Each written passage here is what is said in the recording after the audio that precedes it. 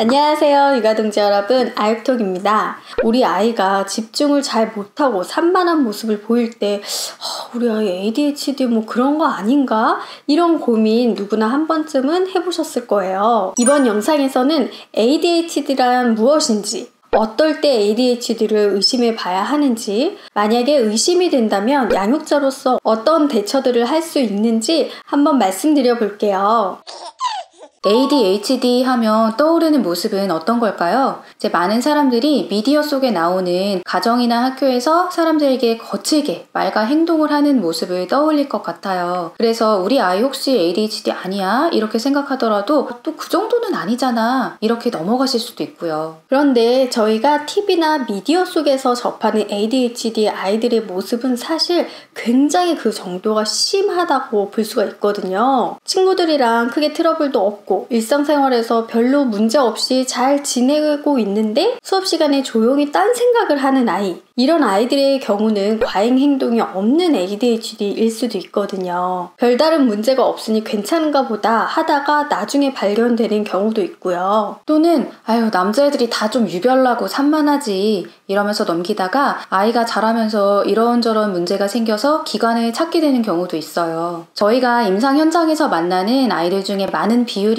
ADHD를 갖고 있거든요. 그래서 초등 고학년 이렇게 비교적 늦게 온 아이들을 보면 이미 잦은 지적과 비난으로 자존감에 손상을 입은 채로 오는 경우가 많아요. 어떤 문제든 그렇지만 조기 발견, 조기 중재가 참 중요하죠. 먼저 ADHD란 어떤 건지 한번 알아볼게요. ADHD는 Attention Deficit Hyperactivity Disorder의 약자거든요. 주의력 결핍 과잉행동 장애를 말합니다. ADHD는 증상에 따라서 과잉행동 충동성 우세형, 부주의 우세형, 그리고 혼합형, 이렇게 세 가지로 분류할 수가 있는데요. 과잉행동 충동성 우세형은 예를 들어서 수업 시간에 착석 안 되고 막 움직인다거나 아니면 쉴 새 없이 말한다거나 규칙을 잘 지키지 못하고 다른 아이들의 대화나 놀이에 막 불쑥불쑥 끼어드는 이런 모습들을 관찰할 수 있어요. 대체로 남자아이들이 많은 편이고 겉으로 티가 나기 때문에 비교적 일찍 진단을 받는 경우가 많아요. 부주의 우세형은 물건을 잘 잃어버리고 주의를 집중하는 데 어려움이 있고 집중을 하더라도 다른 자극이 있으면 금방 주의가 돌아가는 모습을 볼 수 있거든요. 상대적으로 여자아이들에게 많은데 눈에 잘 띄지 않아서 늦게 진단받는 경우가 많습니다. 혼합형은 이 두 가지 증상을 다 가지고 있는 유형이에요. 그렇다면 ADHD는 왜 생기는 걸까요? 현재까지 정확한 원인은 밝혀지지는 않았지만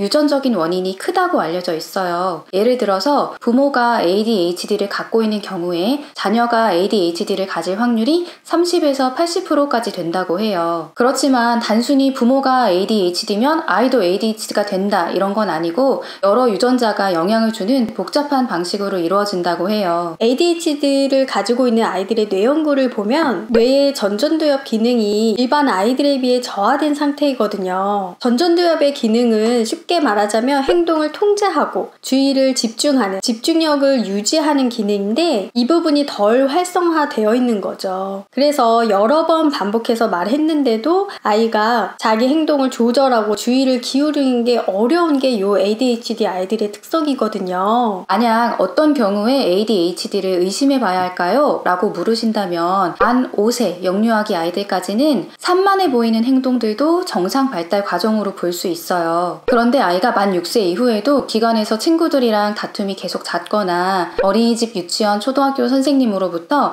아이가 규칙을 잘 지키지 못하고 수업 시간에 집중을 잘 못하는 것 같다는 피드백을 여러 번 듣는다면 저는 이때 전문의를 만나 상담을 해보시기를 권해요. 사실 유아교육 기관에서는 잘 드러나지 않는 경우가 많고 초등학교 입학 후에 기관을 찾는 경우가 많은 것 같아요. 만 6세에서 초등 저학년쯤에 검사를 받아보시기를 권합니다. 저는 개인적으로 이미 유아교육기관서부터 의심이 된다면 주저하지 마시고 초등 입학 전에 한번 검사를 받고 그에 따른 치료나 개입을 받는 게 더 좋다고 생각을 하는데요. 왜냐하면 초등학교 들어가면 이미 아이들, 친구들과 선생님으로부터 부정적인 피드백을 받을 수 있기 때문에 그 전에 치료를 시작하는 것이 아이의 학교 생활 적응에 훨씬 더 도움이 되거든요. 있거든요. ADHD는 집중을 잘 못한다는데 우리 애는 영상도 잘 보고 레고나 종이접기 같은 것도 집중해서 잘 하는데요? 물으실 수 있어요. 그런데 주의력은 원하는 정보에 주의를 기울이고 필요에 따라 주의력을 전환할 수 있는 능력까지 포함을 하거든요. 즉 내가 좋아하고 있는 레고를 막 하다가 엄마가 이제 밖에 나갈 시간이야 하면은 그 레고 접고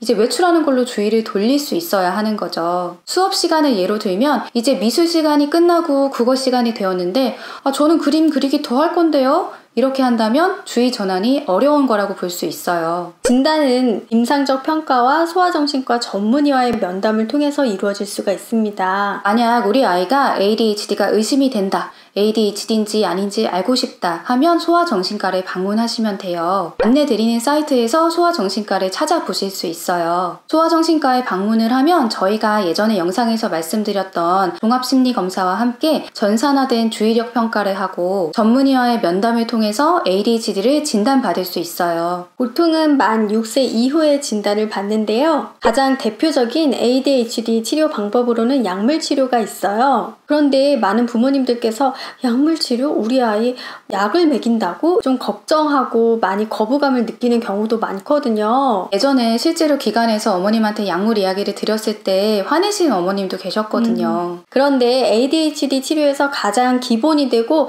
가장 효과적이라고 알려진 것이 바로 약물 치료입니다. 미국 소아과학회 의사들이 저술한 ADHD에 관한 가장 완전한 지침서에 보면 이런 내용이 있어요. 안경을 벗으면 시력이 나쁜 원래의 상태로 돌아가듯이 약을 중단하면 원래 상태로 돌아간다. 앞이 뿌옇게 보이던 아이가 안경을 쓰면 앞이 맑고 깨끗하게 보일 수 있는 것처럼 ADHD 약을 먹으면 아이의 주의력과 조절 능력에 도움을 줄 수 있는 거죠. 그리고 약효는 지속시간이 있기 때문에 보통 아이가 학교나 기관에 있는 동안에는 약효가 지속되고 늦은 오후나 저녁이 되면 원래의 상태로 돌아오게 됩니다. 물론 약물을 복용하다 보면은 부작용도 있어요. 대표적으로는 식욕이 저하된다거나 아니면 밤에 잠들기가 조금 어렵다거나 그런 부작용들인데요. 부작용의 정도에 따라서 전문의와 상담해서 약의 종류와 용량을 맞춰 나갈 수가 있어요. ADHD 아이들이 소아정신과에 내원하면 많이 받는 치료로 약물 치료 외에 놀이치료와 인지학습 치료가 있어요. ADHD를 가진 많은 아이들이 불안이나 우울 같은 정서적인 문제를 동반하는 경우가 많아요. 놀이치료를 통해서 아이의 정서적 문제 해결을 돕고 양육 상담을 받으면서 ADHD 아동을 키우면서 필요한 양육 기술에 대한 부모 교육을 받는 것이 이런 아이들을 키우는데 도움이 돼요. 인지학습 치료에서는 주의집중 훈련이나 사회성이 부족한 아이들의 경우에는 사회 기술을 배우고 연습할 수 있어요.